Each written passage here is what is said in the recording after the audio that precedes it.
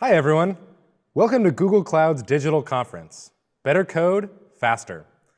My name is Mike McDonald, and I'm a product manager on Google Cloud Functions. I'm going to be talking about serverless in production, how you secure and ensure that your serverless systems are reliable when they're out in production. We have Googlers on standby to answer all of your questions live, so click the icon to your left and ask away. We've talked about serverless fundamentals at the beginning of our day, starting from nothing and building our application using functions and apps. We then moved on to serverless beyond compute, so adding data and machine learning to those apps and functions. We then extended it even further and talked about third-party services, things like the Google Assistant or Dialogflow, and also external services like Stripe. Now, we're going to take all of those and ensure that when we build our application, it's secure and reliable when it goes out to the real world. So, we're going to focus on a couple different aspects. First, in security, we're going to talk about authentication, how you use Firebase authentication and Cloud IAM to appropriately secure your application from malicious users. We'll also talk a little bit about denial of service attacks or other issues that you may encounter when dealing with serverless products. We'll then talk a little bit about Stackdriver and how you can log and monitor information there, as well as view production metrics using Stackdriver Trace. And lastly, we'll briefly talk about how you can ensure that your code is getting out to production quickly and easily using Cloud Build and Cloud Build pipelines. So, as I mentioned on the last slide, there are three main boxes that we want to check when we're going out into production. The first is that we want our application to be secure. And that means that both our end users, as well as our internal systems, have been authenticated properly and are authorized whenever they're making their calls. We also want to ensure that we're avoiding issues like denial of service attacks or remote code execution from dependencies that we may have pulled in from third parties. Next, we want to ensure that our system is up and running. If your app isn't available, you can't make money and you can't build a successful business. So we want to ensure that we have logs and metrics ensuring that our business is up. And then we also want to set up alerts to tell us proactively if something is not working. Then, for things in the middle between is working and is not working, we want to be able to debug in production and find out maybe performance isn't as good as we thought it was, or catch potential issues before our service goes down. And lastly, our service can be up and running, but we need to get new code out into production. So we can use Cloud Build to create build pipelines and trigger actions based on code commits so that we can really make that a seamless process. Let's start with security. You've probably seen this diagram a couple of times, but it demonstrates our application at a very high level. We have our users talking to App Engine, which is our web presentation layer. That talks to a number of cloud functions, which then talk to various pieces of our data layer, things like Cloud Firestore or Cloud Storage. But what happens when a malicious user or a bad user wants to come and talk to our application? We're going to use Firebase authentication to ensure that only authenticated, appropriate users get in through that front door. So what is Firebase authentication? Firebase authentication is an identity as a service provider. So you can sign in with email password, or we even have a really cool passwordless authentication system where you sign in with your email, we send you a one-time link, and you sign in with that. You can also sign in with a bunch of social providers, so Google, Facebook, GitHub, or Twitter. Your phone number will send you an SMS, and you can sign in with that 6-digit code. You can sign in anonymously, or if you have another auth provider that we don't support today, you can use it via our custom authentication system. We have a number of client libraries for web and mobile clients, and then server libraries to validate that token. So let's see what that actually looks like when we implement it. Firebase Auth kind of sits in between our users and that web application, and we can configure all of those providers using the Firebase console. So in this case, we've enabled email and password and Google, but there are a bunch of different providers that we can also enable, and they're all relatively simple to add. So, on our client-side JavaScript, HTML, CSS, etc., we have a little bit of client-side code. So in this case, we're going to sign in with Google. I've already enabled it, like I did on the previous slide. And we're going to say, create a new Firebase Google Auth provider. And then we're going to call sign in with pop-up. And so that's actually going to create one of those little OAuth pop-ups that you see that says, Google wants to sign you in. You'll enter your email password into Google. Firebase will go and do a round trip to validate that token with Google, and then you'll get a Firebase user out of that. You'll then be able to get a user ID token, which is a JSON web token representing that concept of a user. And then you can take that token and pass it in an HTTP authorization header to our App Engine layer. And the App Engine layer is then going to use that token to ensure that you are who you say you are and that you're an appropriate, non-bad user in our system. So what does that look like? In that App Engine app, it's a Node application running Express, so hopefully this should look somewhat familiar to you.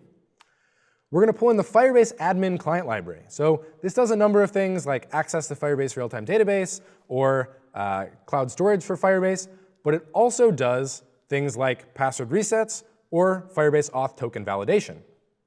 So we have the ability to validate a Firebase auth token.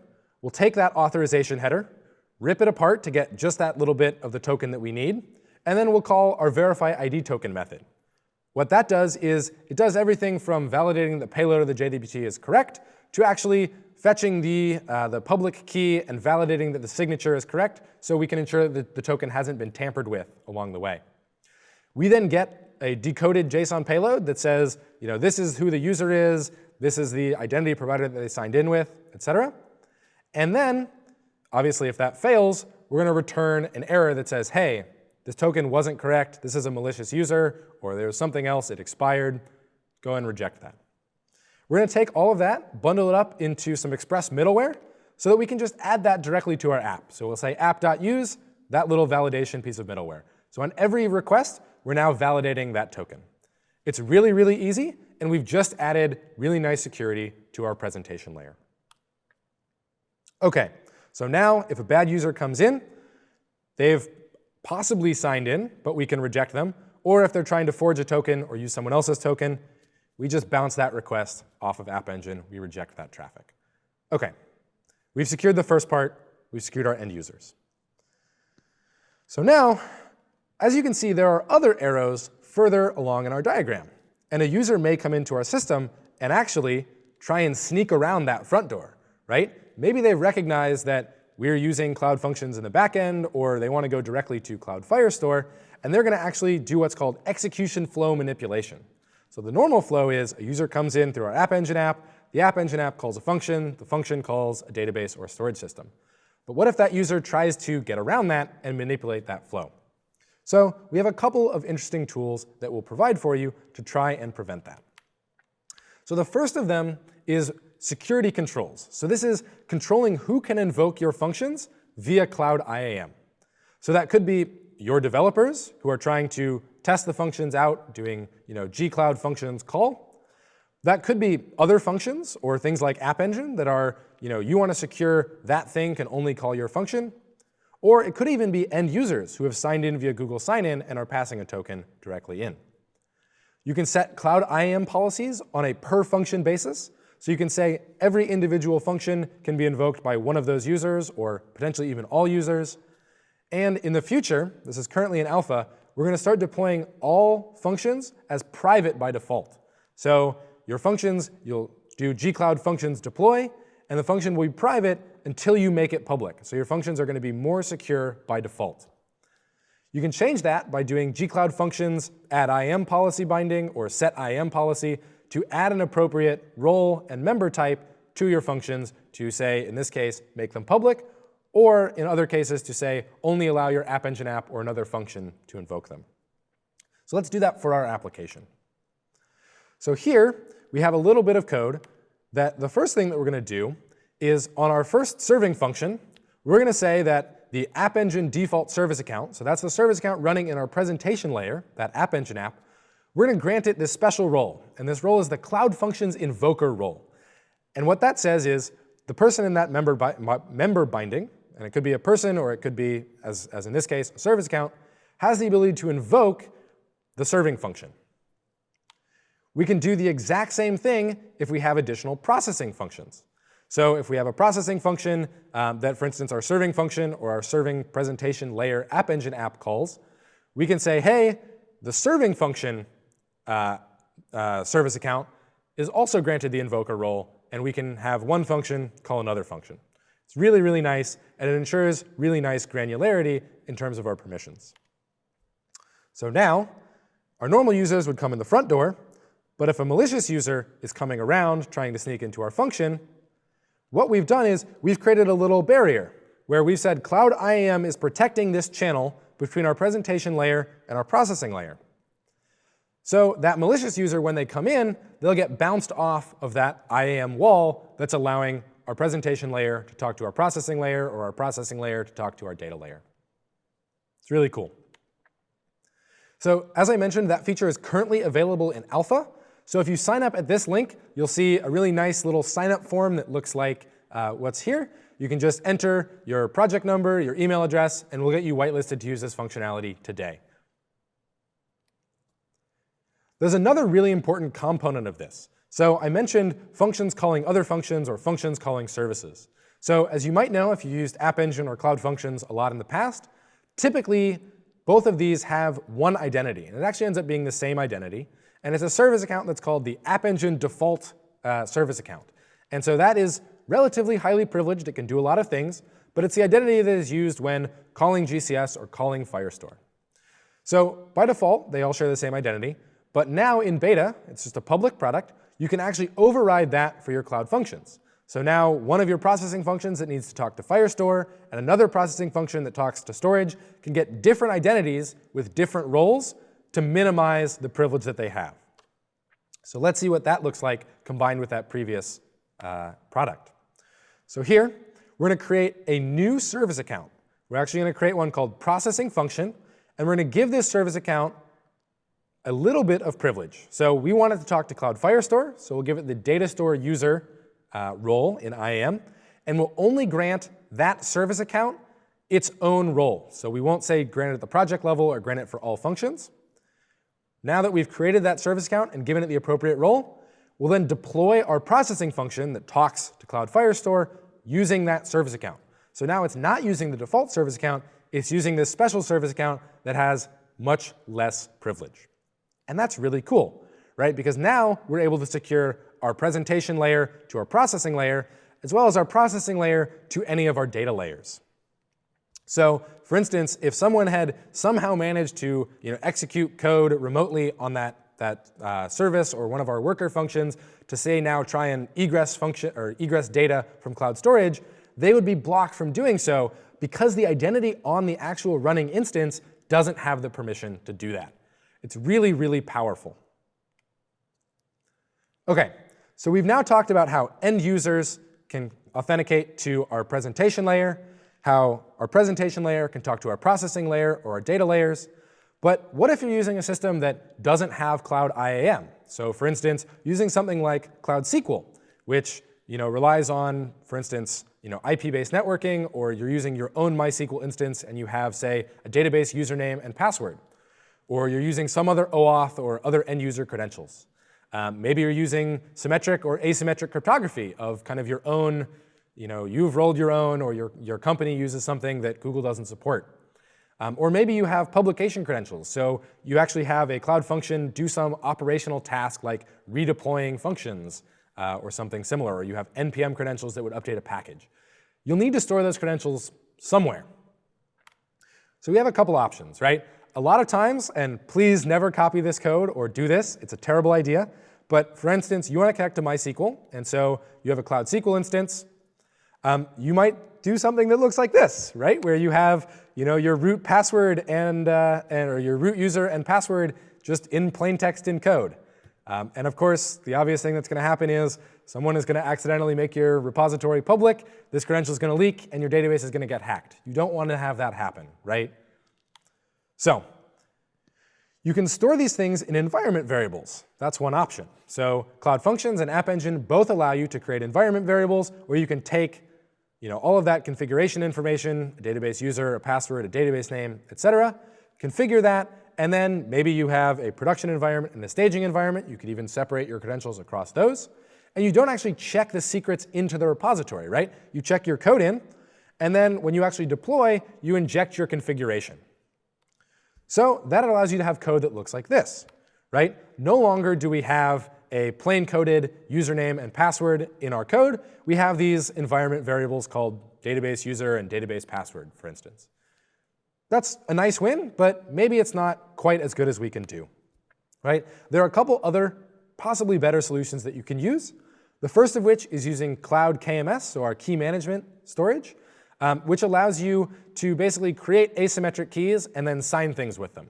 So for instance, if I have a database username and password, I can create a key in my keyring, sign it, and then in my function, I take that function identity, I give it the ability to decrypt using a particular key, and then I can fetch that environment variable. Maybe I'm even storing the environment variables encrypted in my configuration, but I can fetch it, decrypt it, and then use it on the fly. Or if your company is already using a solution like HashiCorp Vault, you already are running that, or you want to run Vault on GCP, you can also use a tool like that. There's a really good comprehensive guide on how to use these tools at sethvargo.com/secrets in serverless. So Seth is one of our developer advocates. He worked at HashiCorp for a long time, and he has a lot of really good thoughts on how you can integrate these tools and more to really make your serverless services secure when you're storing third-party credentials, like our database username and password, or our Stripe API key, for instance. OK, so at this point, I think we've done a pretty good job of attaining kind of least privilege from an authentication and authorization perspective within our application. Our end users are authenticated via Firebase authentication into that presentation layer. From the presentation layer to our processing layer, we have an identity in our App Engine app that has the ability to invoke our processing layer functions. And then our processing layer functions have been given individual identities so they can invoke the various things in the data layer to say query Cloud Firestore, talk to Cloud Storage, etc. We can also use things like storing our Stripe API key in an environment variable, or encrypting it with KMS and storing it in a GCS bucket, or even using a managed version of HashiCorp Vault. OK, I think we've done a pretty good job just talking about the authentication and authorization layer. Let's take a brief trip into denial of service attacks, remote code execution, and other threats that you may encounter in a serverless world. OK, so everyone has probably heard of a denial of service attack. You have a service. There could be a bunch of servers, virtual machines running somewhere, and external traffic is coming in. As that traffic ramps up, so malicious traffic may start coming in, requests will start getting routed to various servers, and unfortunately, servers may start falling over, right? As a server starts getting too much traffic, things will back up. If you're trying to, say, talk to a database in the background, things will start breaking. Classic denial of service attack. Serverless is fun because in serverless, there are actually a number of additional vectors that you can hit, right? Resource exhaustion. So for instance, those VMs would run out of CPU or RAM or disk, or they may have network bottlenecks.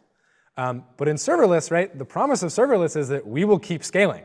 So you don't run out of CPU. Your bill just keeps increasing, which is kind of on the other two, right? You may have errors in your code, and serverless will just keep scaling up, right? If a request comes in and you have, say, very expensive computation, so maybe there's a regular expression denial of service attack where someone inputs a string that causes your application to try and compute this regular expression for 20 minutes, then that's a denial of service attack too, because your function can't do anything else.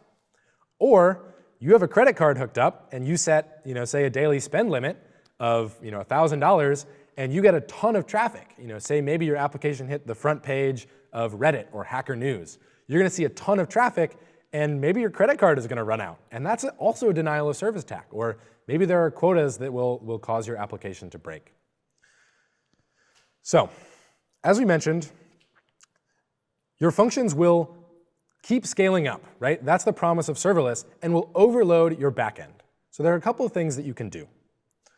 First of all, we have a scaling controls thing. And with scaling controls, it's already a thing in App Engine, and it's now in alpha in your Cloud Functions, where you can set a number of maximum instances, right? So when we went back, your functions scaled up and eventually caused an overload. Generally speaking, you can kind of know, hey, I have a Cloud SQL instance. I'm running 100 functions.